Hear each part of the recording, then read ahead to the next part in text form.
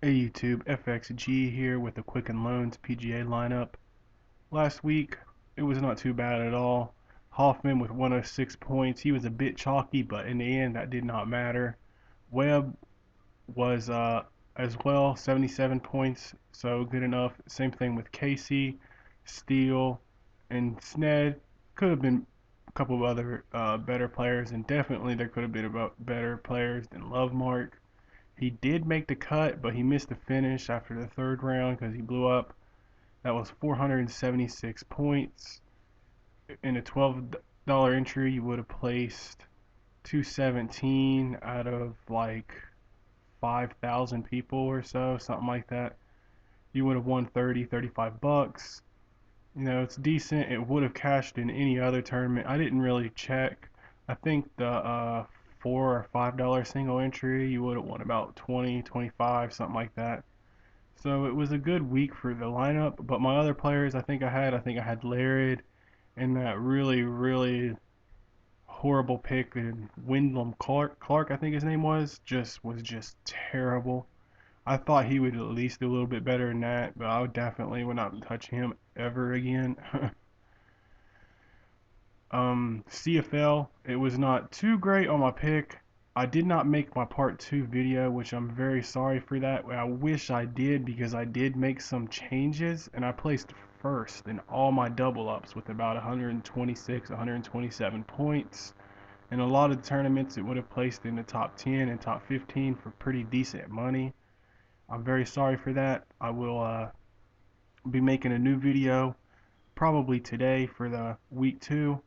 Hopefully it'll be a little bit better than the lineup I posted on YouTube, and hopefully it'll be as good as the lineup that I didn't show.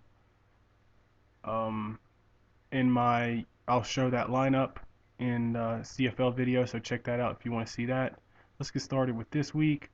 This is going to be some of my picks. There is no course history for here unless you want to count the Web Tour back in 2012 and 2013, where Lingmarth did win, if I'm not mistaken, in 2012. It was either 2012 or 2013. He definitely won, but I'm not really going to be on him this week. I think he's going to be super chalky because of that. But one of my first, I wouldn't say this is my favorite pick, but Graham Dillette, I really think he's coming into form, and he's looking at. I think he could easily top 10, top 5 this week due to this extremely weak field. I mean, whenever you got people like JB Holmes, Capel, and Henley, and like one of the highest people, I mean, like the best 2 or 3 people on here is probably Fowler, Thomas, and probably Haas, maybe Finau. I really like Finau this week, but Dillette in par fours, he's 44th, 41st in the world, not in the field. This is remember that whenever you see these rankings are in the world, not in the field.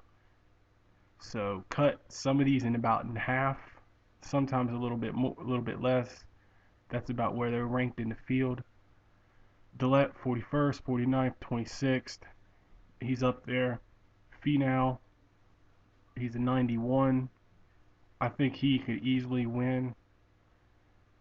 He's 14th in par fours. The SGAPP is straight strokes gained approach um, per point or something like that, or whatever you want to call it. Some people call it different, but I don't know. I should have read the whole thing in there for you guys. Sorry about that. In case you don't know, in case where I get these stats as well. You guys want to check out Fantasy Fanatics? You can get a free trial there, and you don't even have to use your credit card. You can just enter your email address. You get a little confirmation code, and boom, you get an amazing amount of information. And then after that, it's like if you want, it's like $5 for a field, information for the next field, stuff like that. Haas, I really like him at 95. As you see, I'm phasing about the top 4 people. These 4. I love Fowler. It's just that these people, 7K and below, just are not that good to choose, in my opinion, if you want to stars and scrubs. So I'm phasing Ricky Fowler, and maybe not phase. I may play a tournament with him just because I think he could easily win by a large margin, kind of like how Spieth did last week.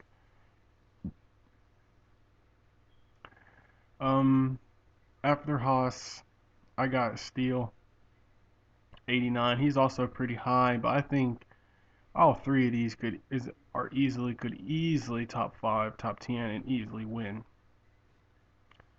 Next is a lower pick that I like in the GPPs is oops, sorry about that. Oh my goodness, I hit it again. Is Streelman at 7,400. He's really coming in. You know, with these right here, he's been a while since he missed a cut. 3 months, about 3.5, almost 4 months, and then before that, all the way back in February. With this extremely weak field, he should no matter what make the cut. And I think Fantasy Fanatics or someone else is predicting that about 60% of these players will make the cut.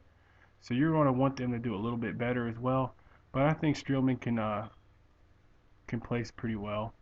He's 18 in par 70s, 41st in par 4s, SGAPP. He is 77th. And my last pick for the lineup is going to be Tway. These last two picks, I could easily make a little bit of changes, maybe even delete. I could make a little changes, but people I think are going to be a little bit off Tway this time. He's fallen down slightly compared to what he was doing, but in this, like I said before, this weak field, I think he could do well. And a few other picks that I like that aren't in this lineup. I really like CH3. He hasn't played in a little bit. Some people are saying that he come off an injury.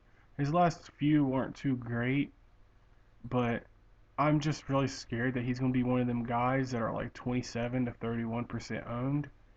And with me already choosing Finau, Haas, and Steele, I feel like them three are already going to be pretty highly owned. I'd hate to choose 4 that are highly owned like I did last week with one of my other lineups. It's just was a bit irritating with a couple of my other lineups that went 6 for 6 but didn't even cash. So that was not very good. Someone that I didn't write down, I do love Adam Hadwin, but he's another one of them guys that's probably top three in the most owned. But somebody else I think that might not be too highly owned is Ollie. I like him a lot. He's 83. I was hoping he'd be about 79, 78, something like that.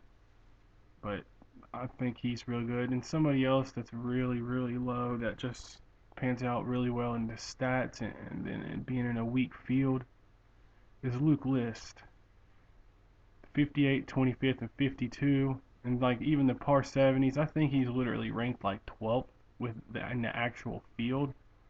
So I really like and same thing and it's like a top 25 in the par 4s and about a top 25 in this as well.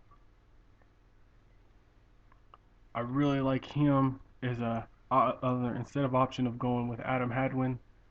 I think Luke List would be a bit better choice in GPPs. Of course, cash game, you could easily throw in Finau, Haas, Steele, and put Hal there, Adam Hadwin, and then that'll leave you with probably around 8K to throw in someone like Bud Colley that's probably going to do well, or it may take you to 81 or 82, where Danny Lee and Hearn will probably definitely do well. It's just that Lee is probably going to be super chalky. Hearn may not be too super chalky, but it's hard to tell with this field. But that's going to be it this week, guys, for PGA. Tune in soon for my CFL. I keep saying I will probably do NASCAR and MMA, but sometimes I look at the fights and some of the cap. I'm just like, it's not worth posting a video to just disappoint more viewers, like I have done in the past. But maybe this week. But that's gonna be it this week. Peace out, guys.